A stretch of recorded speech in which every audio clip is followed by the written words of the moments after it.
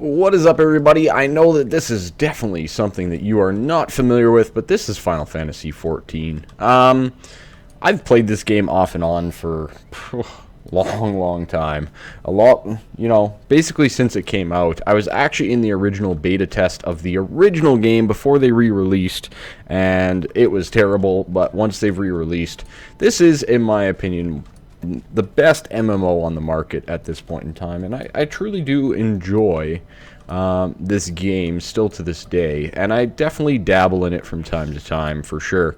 I do happen to play with like Morvy. I don't know if you guys are familiar with Morvy there from Minecraft and FTB and all that type of stuff, and I with all of them on the Lamia server. Now, quick note, I just want to bring it up here. Don't dislike the video, please. If it's not your cup of tea, it's fine. You don't have to watch, alright? I'm just gonna be recording. You guys want content. I'm just trying to put out some content of what I feel like playing, when I play it, you name it. Alright, so I am a level 60 paladin, so I do have not really endgame type stuff. I kind of took a little bit of a break, a couple months off. But these are my classes and levels at this point in time. Right now, I'm on a huge leveling alts kick. I'm currently leveling my Conjurer. I want to get them all up to 30, so I need to get Pugilist and Conjurer up to level 30, and then that way that unlocks all of the additional jobs that I can get. So Paladin, White Mage, Monk, for example, that type of stuff, for those of you that are familiar with the game. So, kind of cool, and it's kind of awesome what you can do now in this game for leveling in general. So, there is this Wood Whaler Expeditionary Captain in Quarry Mill, and this is the Palace of the Dead, or the Deep Dungeon. Alright, now Deep Dungeon is kind of cool. You have your own independent gear, so none of your actual gear matters while you're leveling in the Deep Dungeon. Levels are completely independent as well. You just, you don't even have to worry about it. So, as you can see, I've got plus 44. It starts at 0. Or 1, I can't remember which one, but it starts low, and you got to work your way up by finding chests or defeating specific bosses and stuff like that. Now, you can have two different sets. So as you can see, I have Dragoon at floor 41, and I have Conjurer at floor 51. Alright, so I'm actually going to reset my Conjurer, because the whole point of this, and the whole point of why I'm how I'm leveling, is to go from level 1 in the Palace of the Dead all the way up to level 50.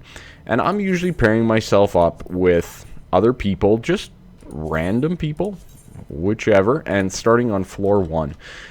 So this is really cool too. I believe you have to be level 17 if you create your first character, which doesn't take very long, and the main story is amazing in this game, might I add. But once you get to the ability to unlock this area, you can join up, and the cool thing about it is you can pick any class that you've unlocked, and you level in there, and you get the skills in there. So you can see all these grayed out skills down here. Well, that's because I'm not that high of a level. But on floor 50, for example, the one that I cleared, I was level 60, Conjurer. Now, of course, you don't get the job, so I wasn't a White Mage until you actually unlock the job, and that's what you go in with. But because we're starting on level 1, we're going to start out at level 1, and we're just going to have some fun.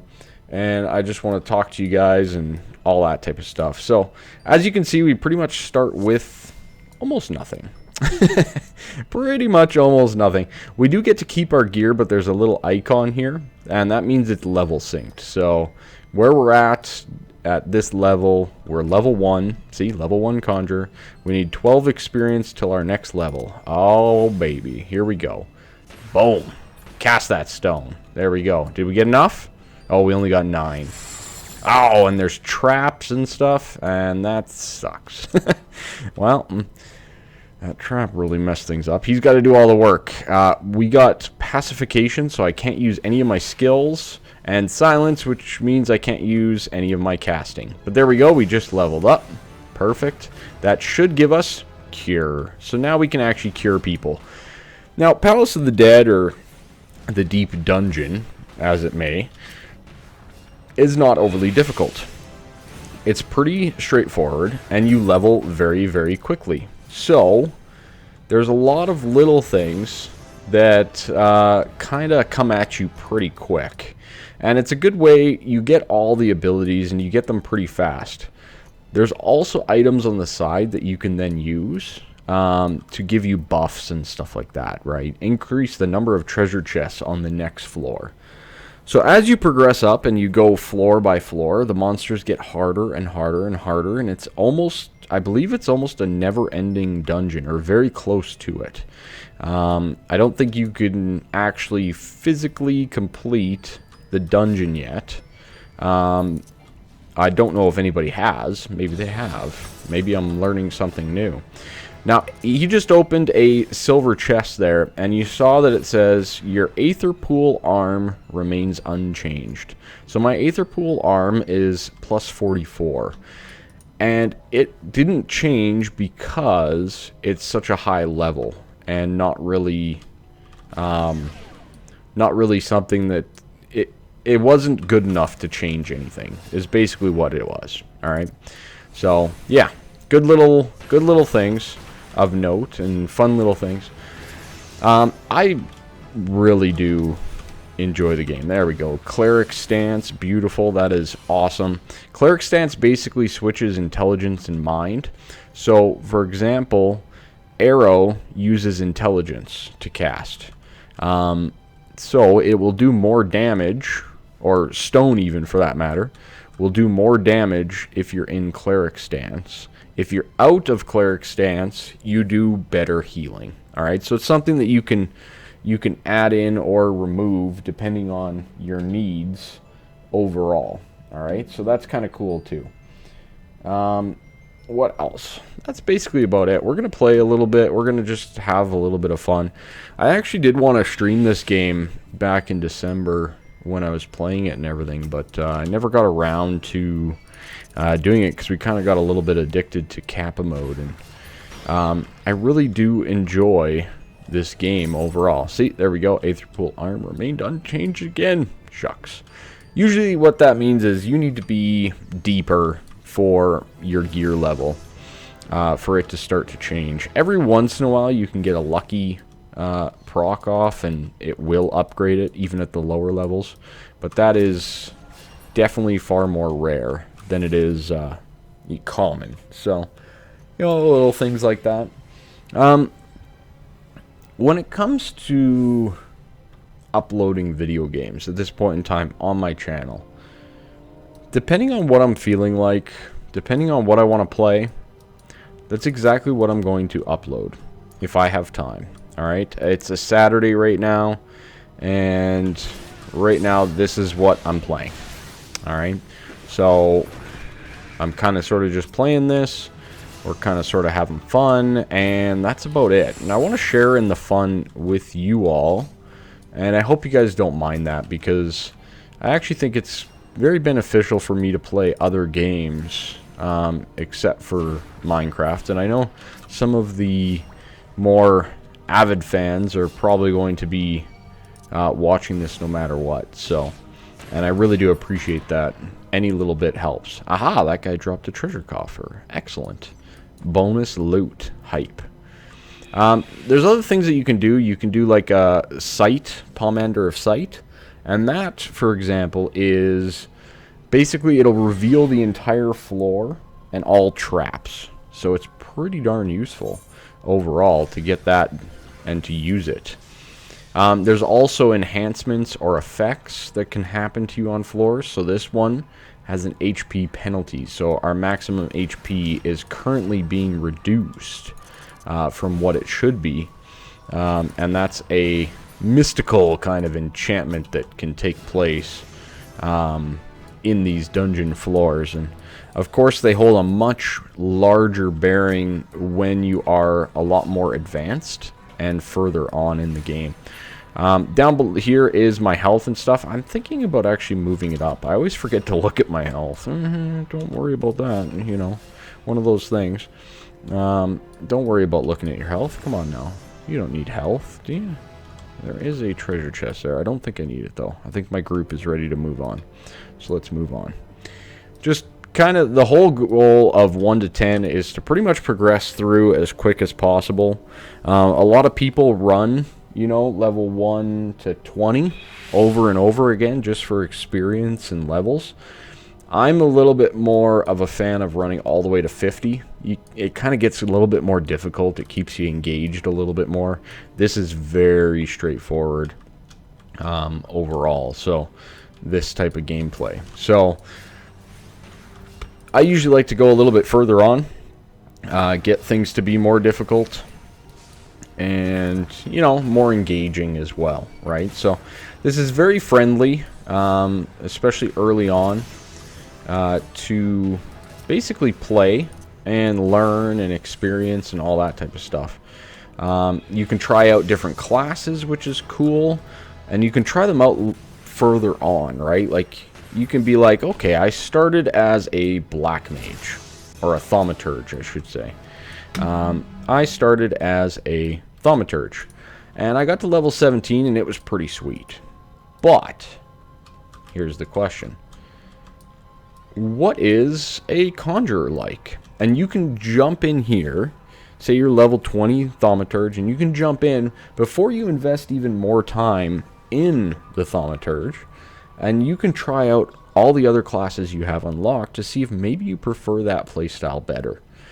So that you're not kind of trying to get all the skills unlocked for however long, you know, all the way down up to level 60, which is the current max level until Stormblood and expansion comes out, which I'm very excited about, might I add. That's going to be awesome. My favorite class is coming. I am so stoked about that as well. My favorite class is the Red Mage. Yeah. I don't know if there's any other Red Mages fans from Final Fantasy XI, which I used to play a ton of, which was a very grindy MMO, might I add. But I played it a ton, and Red Mage was my class. Red Mage and Black Mage at the time. So I'm really looking forward to trying some of these other classes in the Palace of the Dead here, and just to experience them as well. Oh, we got Fluid Aura. See, we're already level 15. That's how fast it goes, leveling up. Definitely keep an eye on your skills as you go, because they progress pretty quickly, and you're going to get a little bit overwhelmed very early on. But one thing is, after the 10th one, after level 10 here, floor 10, we can definitely look at the skills and, you know, progress on from there. So, oh, another treasure chest. Beautiful. That Pomander of Affluence that I used, which increases the number of treasure coffers on the next floor, which is great and wonderful. We're on floor 8. There's only a couple more floors, so let's just do this. We're not going to run into any problems with that. We might as well use them up, because once you get to floor 10, it's kind of pointless to save them up. This guy is hurting quite a bit. I am just a lowly little mage after all. I only got the little cloth armors type thing on, so one of those things. There we go, got that. Excellent. Okay, another treasure chest. I believe that's the way out, but I think we have a person right down here, if I'm not mistaken, that we can go assist a little bit. There we go. Slap a little. The nice thing about arrow is you can move with it, so you can be continually moving and cast it. It just doesn't do very much damage overall. Asuna, a classic Final Fantasy spell, allowing you to remove a detriment, which is awesome. Right? Right? Right? I think so. I think it's awesome. It doesn't get a ton of use, though. It does a little bit later on, for sure. There we go. We're on floor number 9. We might as well use up some of this stuff. There we go. Might as well use up a few of these things. There we go. Beautiful. Because there's really no need to not know where you're going. or how you're going to get there. I'm going to go with this guy, and we will progress along accordingly to try to get that other chest. That I have 2 members over there, so we will proceed to go and get this chest over here and get that done. There we go. And level 19 already. Beautiful. That is very good. Now we need to progress all the way over here. I'm going to quickly sprint. It does drain your TP bar to sprint, so for melee or other characters that use more skills, it's sometimes less advised to sprint around all over the place because you need your TP to actually do things. As a Conjurer, you use a lot less of it, so there we go. Let's get this going. Come on now. Load in. There we go. We have the boss. We have the Palace Death Gaze on our hands here. Pretty straightforward. Nothing too crazy. We can definitely look to increase our abilities a little bit and get that going as well. I do also have Virus, so I'll cast that on it. Virus is just something that basically lowers its strength and dex, meaning that we have an easier time hitting it, it hits lighter, and all that type of stuff. And there we go. 1 through 10 is done.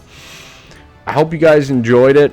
I know it's a little bit quick, a little bit crazy, pretty straightforward, but it's kind of fun.